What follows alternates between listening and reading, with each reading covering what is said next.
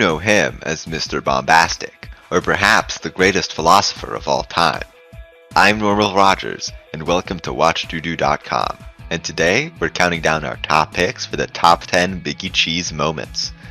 For this list, we are measuring the weight of Biggie Cheese's arguments versus its relevance in this musical artist's suspicious death.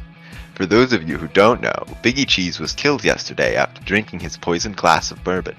It's believed someone put arsenic in Biggie Cheese's daily dose of alcohol. Now, let's get into the list. Number 10. Biggie Cheese's criticism of Marxism. Biggie Cheese was a renowned critic of Karl Marx's ideology.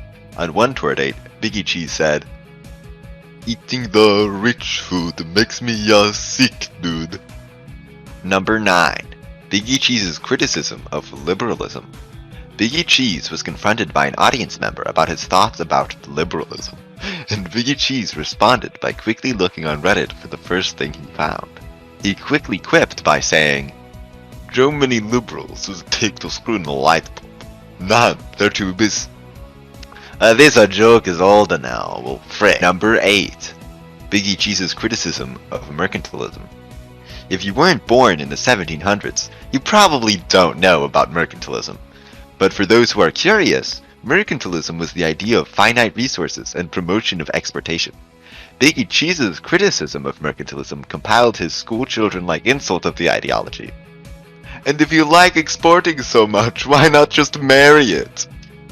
Once Biggie Cheese said this, all of the mercantilists collectively sobbed. Number 7. Biggie Cheese's criticism of imperialism. People suspected Biggie Cheese secretly supported imperialism, and when his fans hounded him on Twitter about it, Biggie Cheese addressed the allegations by saying, "Well, you were the bun and me the cheese." Number 6. Biggie Cheese's criticism of totalitarianism. Biggie Cheese loved the idea of autocratic governments, but misunderstood what totalitarianism was, thinking that totalitarianism was a sort of inferior version of autocratic governments. Biggie Cheese would later comment on totalitarianism by saying, "If I am the fantastic, why am I not autocratastic?" None of his fans knew that in less than a week, Biggie Cheese would become a decomposing corpse.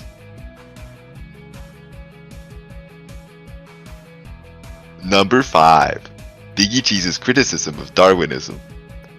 Biggie Cheese hated the idea of evolution. His anger towards the subject spiraled to his final outbreak, exclaiming loudly, "I ate no damn fish!" Number 4. Biggie Cheese's criticism of agrarianism. Biggie Cheese was asked if he had one bad thing to say about agrarianism, what would it be?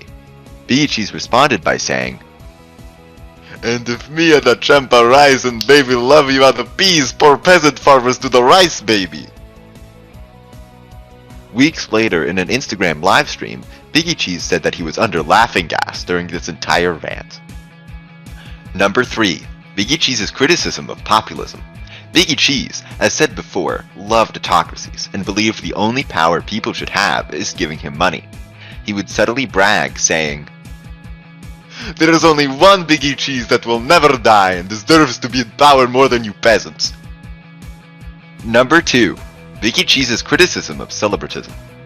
Biggie Cheese used the word celibatism to describe parasocial relationships. Biggie Cheese believed that he was the only influencer worth worshipping, but many lauded him as a hypocrite after addressing the release of Barnyard. In a long YouTube livestream, Biggie Cheese said about the movie, forgetting that he himself was in the movie. "Hold up, is Wanda Sykes in this movie? I would have sold my soul to meet her." And finally, Number 1. Biggie Cheese's criticism of Maoism. The iconic Mr. Cheese would make his final rant his most memorable. Right before his death, Biggie Cheese would go on a rant about the effects of Maoism in modern day Eastern and Southeastern Asia.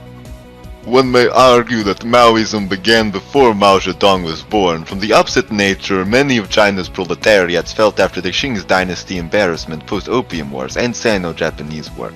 Europe and Japan's spheres of influence prevented China from participating in global conversations, leading to frustration and criticism over the newly founded Kuomintang Party. This led to the rise in the CCP and an entrance for the leadership of one named Mao Zedong. Ah! Crap, my daily dosage of alcohol was laced with arsenic. I think I'm dead! Those were the last words of Biggie Cheese.